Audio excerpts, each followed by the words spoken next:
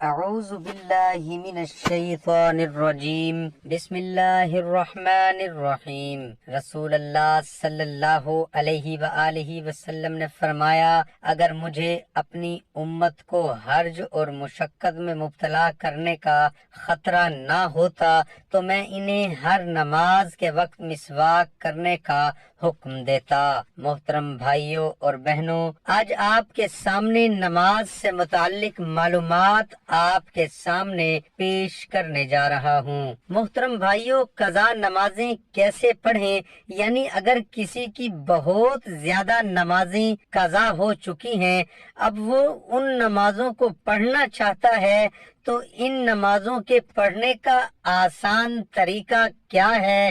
اسی مسئلے کو دھیان سے سننے کی ضرورت ہے۔ امید ہے اسے سن کر بہت زیادہ فائدہ حاصل ہوگا۔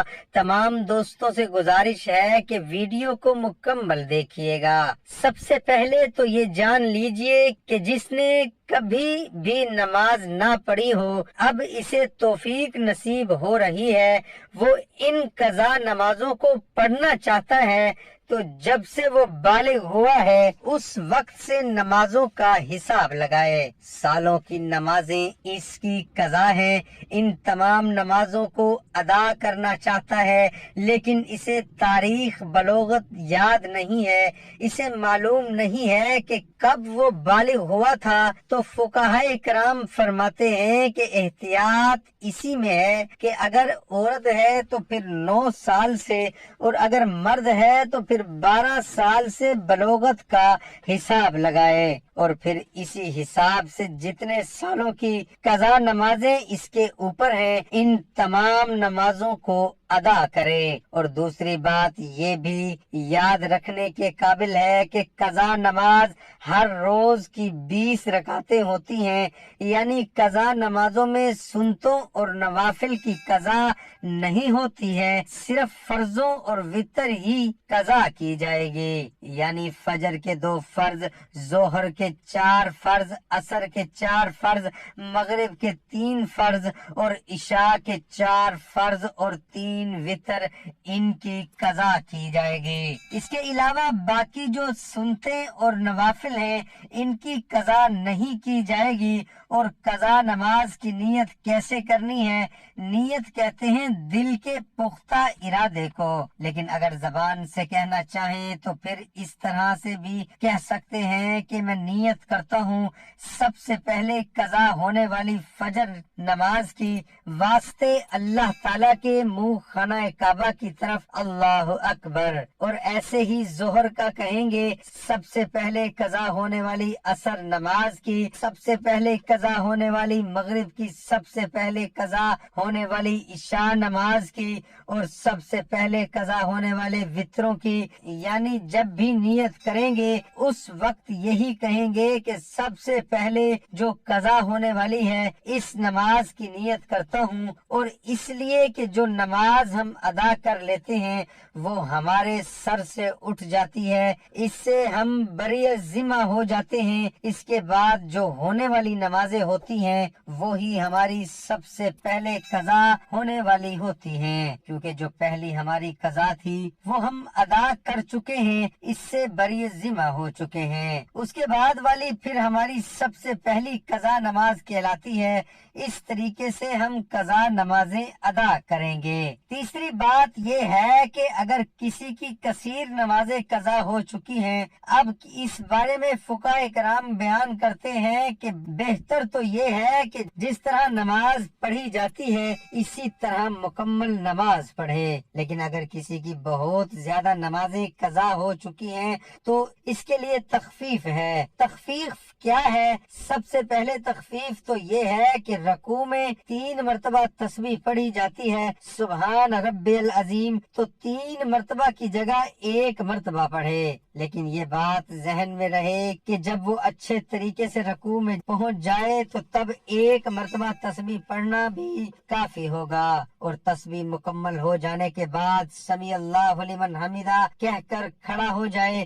اسی طرح سجدے میں جو تسبیح پڑھی جاتی ہے، سجدے میں بھی کم از کم 3 مرتبہ تسبیح پڑھی جاتی ہے، تو سجدے میں بھی 3 مرتبہ کی جگہ 1 مرتبہ تسبیح پڑھ لے تو یہ سجدہ ہو جائے گا۔ مطلب یہ کہ ہر رکوع اور سجدے میں صرف 1 مرتبہ تسبیح پڑھ لے تو کافی ہوگی۔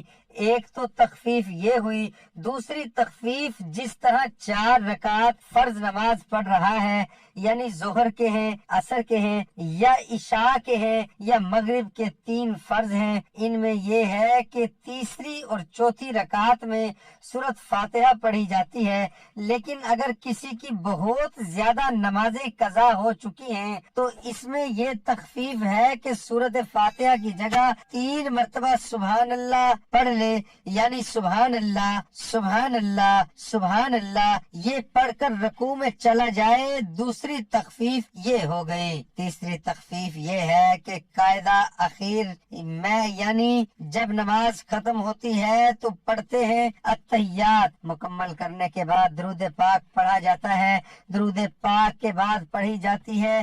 اس میں یہ ہے کہ آخری قادم التحیات پڑھنے کے بعد درود اور دعا پڑھنے کی جگہ صرف اتنا پڑھ لے، یعنی اتنا درود پاک کے کلمات پڑھے، اللہم صلی علی محمد و آلہ، یہ تیسری تخفیف ہے۔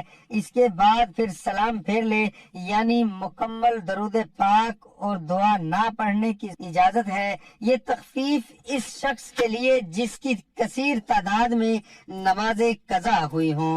اور چوتھی تخفیف یہ کہ جو وتر نماز ہے اس میں تیسری رکعت میں سورت ضرور ملانی ہے۔ فرضوں میں تیسری اور چوتھی رکعت میں سورت کی جگہ 3 مرتبہ سبحان اللہ پڑھ لینا کافی ہے، لیکن وتر کی جو نماز ہے اس میں تیسری رکعت میں سورت الفاتحہ بھی پڑھی جائے گی اور دوسری سورت بھی ملانی ضروری ہے۔ اب اللہ اکبر کہہ کر دعائے قنوت پڑھی جاتی ہے، لیکن دعائے قنوت کی جگہ وہ رب اغفر لی رب اغفر لی رب اغفر لی یہ 3 مرتبہ پڑھ لے یا پھر 1 مرتبہ پڑھ کر رکوع میں چلا جائے تو تب بھی اس کی نماز بالکل درست ہے۔ طریقے سے قضا نمازوں کے لیے اس تخفیف کے ساتھ اگر نماز پڑھیں گے تو آپ کی جو بہت زیادہ نمازیں قضا ہو چکی ہیں وہ بہت جلد ادا ہو جائیں گی۔ فقہائے کرام بیان کرتے ہیں کہ اس طریقے سے اس تخفیف کا فائدہ اٹھا کر جس شخص کی زیادہ نمازیں قضا ہو چکی ہیں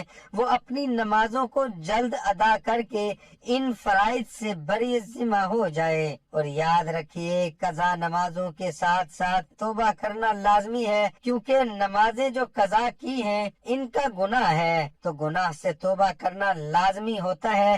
ایک تو نماز ادا کریں گے، اس کے بعد پھر سچے دل سے توبہ کریں گے، تو اس آسان طریقے سے اپنی قضا نمازوں کو ادا کر کے اللہ کی بارگاہ میں سرخرو ہو جائیں گے۔ اللہ عمل کی توفیق عطا فرمائے۔